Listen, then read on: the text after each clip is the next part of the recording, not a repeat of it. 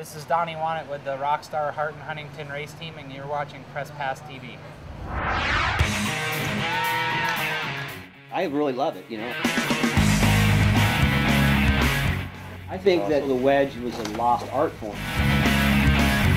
I was there when it developed. You know, when I started riding, it was for pennies. You know, I did it for me, because it's what I love to do. You know, I made up a lot of stuff that they still use today. Right now, they still use all the upside-down rolling stuff. I started all of it before anybody else even thought of it. Because I was doing a triple bar spin on the wedge before anybody did them on a quarter pipe or in the dirt. I went and watched Bob Harrow. He's one of the pioneers of the sport. It was my calling. There was nothing else that I wanted to do. I couldn't get it out of my mind. I just couldn't wait to get home and build the ramp. As a legend in the 1980s BMX freestyle circuit, Dizz was a rock star. After putting the bike down for 15 years and walking away from riding, he's back. Dizz recently rode in a BMX jam session as part of a participatory art exhibit at the Queens Museum in New York City. How did you think of these things? You know, my mind was just, you know, as you're riding all the time, sometimes you fall into stuff, you know what I mean? Or your mind, you may see somebody else doing something and kind of add a little bit to it or whatever, but no, I always wanted to do, you know, get my bars to spin while I was, you know, either on the wedge or somewhere, you know. Nobody was doing it in the air yet, see. The wild style may be gone, but he still has the moves, his heart, and he loves the sport he helped put on the map. You know, the thing is, man, you were so innovative. I mean, and a lot of your riding didn't have to do with, like, you know, balls. It just had to do with, like, creativity. Being super creative. Yep. You're a landmark that, on some levels, has been overlooked. I mean, you have Matt Hoffman, who was also super creative, but he was, like, there at a time when freestyle was at a low, and he basically saved it. You know, he revived it, but at that point, you know, you had already moved on to other things, and you know, yeah, and the thing is, like, you know what was frustrating? Like, you were forced to ride in ramp contests. That kick turn ramp should have been in a flatland. You would have won. Absolutely. Because you were making up stuff. Like, nobody does this stuff today, even. And the thing is, like, a lot of these tricks they're doing now, like these foo-fanoos that are a lawnmower. I'm like, kid, have you ever heard of Dizz Hicks? And they're like, who's that? And I'm like, oh my God. So, you know, that's why we're like, okay, dude, turn down. Turn down. You know, he's not even off the ground, you know? His shows back then were like rock concerts. I wanted to bring my style of myself, my personality, into the bike scene too, because back then it was a real set form where everybody wore, you know, you had to have a long sleeve jersey, you had to have a helmet with at least some kind of face protection. You couldn't ride like this without a helmet. You had to have elbow pads, you had to have all that, and I was trying to bring me, my personality, the way I was.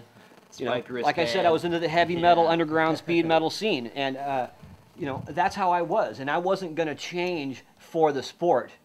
You know what I mean? I went into it, and I wanted to bring, like, right now I see all these people that have their personality combined with their riding style. Okay, but me and Seppi, my teammate, were the first guys to actually come out and bring our lifestyle into the riding as well. I was like, well, whatever, you know, this is what we call it freestyle for. Free to do what we want. And I'm gonna ride what I wanna wear, and this is me. If you don't like it, too bad, this is what you get. And it ended up working out really good for me. And it helped me because everybody could relate to me better than they could relate to anybody else in the sport. Why? Yeah. Because I was me. There was nothing fake about it. That was the beauty, is like, you know, seeing Haro show was great, but seeing CW show was like going to a concert. That's right. You know, it was like... That's what we wanted, you know? Yeah. I mean, there was like... I remember the one I went to was a riot. We went to one, man. It was just chaos, man. We got there, and there's like 2,000 people. And we pull up in the van, and they just circle around it, man. They wouldn't even let us out, you know? And we had to push our way through just like a regular rock and roll band, you know? It was amazing, man. We're like, damn, these kids are really into it, you know? Good. Having fun, the old school shit. This is awesome. Dizz hasn't been without hard times.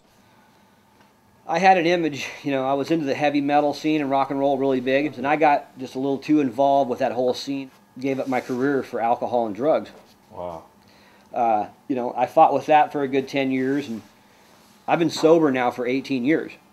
But, you know, I don't know how I made it through, to be honest with you, and still alive. It just pulled everything away from my career. Were there a lot of opportunities, good opportunities that you passed up? Maybe even Oh, yeah. designing bikes or like. You know, anything? there was, yeah. I gave up a lot, you know. But you know, when you're in that situation, your mind's not correct, and you know, so I couldn't make any rational decisions while I was under the influence. These days, Dizz helps youngsters get better at riding. And live a little more positive now, and try to influence maybe somebody else to, especially these new kids. You know, that you just got to be focused every day on what you're doing, and you have to have your heart into it 100%. You know, and either you do or you don't. You know, and I meet kids all the time, and I can tell right away the ones that are going to make it and the ones that aren't. You know, you got to have that whole, you got to be into it, man. 100% drive, and you can see it in a person. When they have it, they're focused, and they're going to do it, and they're going to make it. Dizz has a construction company in Cali where he lives and rides motocross, another sport he has gone back to. In fact, Dizz was a champion motocross rider in 1982 before he took the BMX scene by storm. But he still dreams of being a rock star. My dream has always been, you know, to hook up with one of these metal bands that I've actually been supporting my whole life. Have a wedge on each side of the stage. Oh, absolutely. Boom. Absolutely. Come back, hit this side, boom. You're starting to see that now with that, you know, the X Games and the Tony Hawk's Boom Boom Rock and Roll Jam, or whatever. yeah. It's like, yeah, there's It's social a concert with distortion ramps. and like guys doing dirt bike jumps over, and I'm like, oh, I could see myself up on stage with a couple of wedges, real easy, throwing down the, you know. yeah, right. You know, oh, I've always wanted to be in a video or something, you know, and maybe someday.